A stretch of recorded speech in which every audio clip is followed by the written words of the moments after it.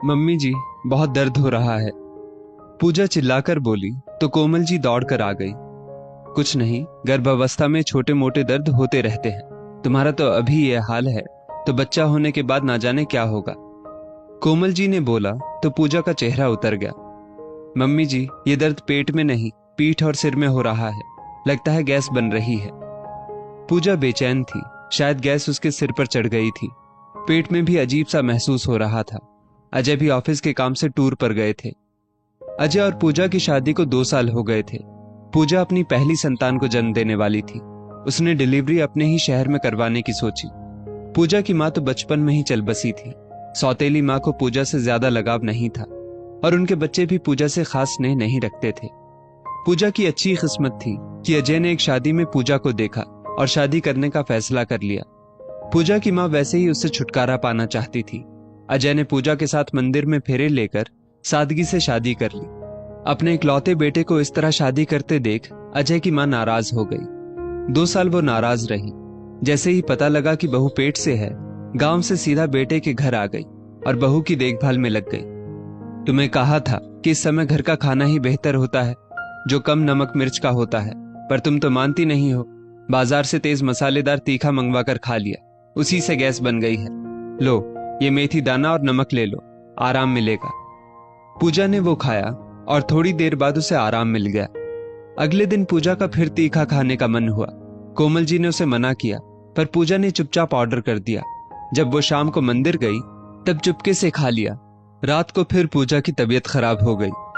पूजा, तुम मेरी बात मानती क्यों नहीं हो? इस हालत में शुद्ध और अच्छा खाना, घर का खाना ही खाओ। इससे बच्चा भी स्वस्थ रहेगा और तुम्हें भी तकलीफ नहीं होगी। पूजा को कोमल जी की बात बुरी लग जाती है। जब अजय टूर से वापस आता है तो पूजा अपनी सास की शिकायत करती है कि वो हर बात पर टोका टोकी करती है, मुझे अपनी मर्जी का खाने भी नहीं देती है। मेरा घर है, मेरा पति कमा रहा है, मैं खर्च कर सकती हूँ। पूजा ने बिना सोचे समझे बोल दिया, पूजा, ये सच है, ये तुम्हारा घर है और तुम्हारे पति की कमाई है, पर तुम जिस तरह का खाना मंगवा कर खा रही हो वो ठीक नहीं है, ना तो तुम्हारी सेहत के लिए, ना ही बच्चे की सेहत के लिए। माँ की कोई बात तुम्हें समझ नहीं आती है। इस तरह के खाने से ना तुम्हें पोषण मिलेगा और ना ही होने वाले बच्चे को। तुम फल, सलाद और कम मसाले वाला खाना खाओ। माँ तुम्हें मना नहीं करेंगी। क्या तुम्हारी अपनी माँ होती तो तुम उनका भी कहना नहीं मानती? वो एक सास की तरह नहीं, माँ की तरह तुम्हारी देखभाल कर रही है। माँ समझा सकती है तो सास क्यों नहीं? सास को भी तुम्हारी चिंता है, होने वाले बच्चे की फिक्र है। तुम माँ की हर बात को नकारात्मक दृष्टिकोण से देख रही हो। उनको सकारात्मक दृष्टिकोण से देखो तो तुम्हें नजर आएगा कि वो तुम्हारा भला ही चाहती है। जैसे ही उनको खबर मिली कि तुम पेट से हो, सब नाराजगी भूल कर आ गई और मुझसे यही कहने लगी कि बहू के तो माँ भी नहीं है, मुझे तो माँ और सास दोनों का फर्ज अदा करना होगा। अजय की बातें सुनकर पूजा की नजरें शर्म से झुक गई। उसे अपने व्यवहार पर पछतावा हो रहा था। पूजा ने कोमल जी से माफी मांगी। कोमल जी ने भी उसे गले लगाकर माफ कर दिया। अब पूजा वही खाती पीती थी जो कोमल जी कहती थी। 9वें महीने पूजा ने एक स्वस्थ बच्ची को जन्म दिया। पूजा, जो संयम तुमने 9 महीने रखा, वैसा ही खान पान बच्चा होने के बाद रखना।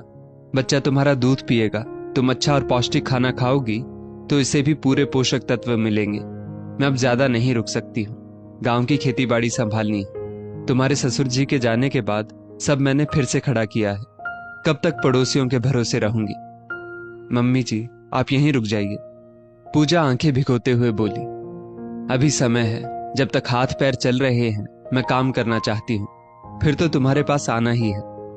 कोमल जी बहू, बेटे और पोती को आशीर्वाद देकर गांव चली गई।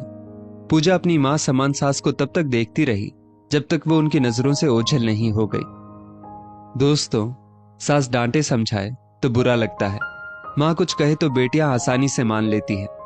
सास भी बहू का भला सोचती है और कभी कभी बहू को सास की बात भी माननी चाहिए और बुरा नहीं मानना चाहिए। इस स्टोरी को लेकर आपकी क्या राय है, नीचे कमेंट करके जरूर बताइएगा और ऐसी ही और भी बेहतरीन वीडियोस के लिए हमारा पेज जरूर फॉलो करें। धन्यवाद।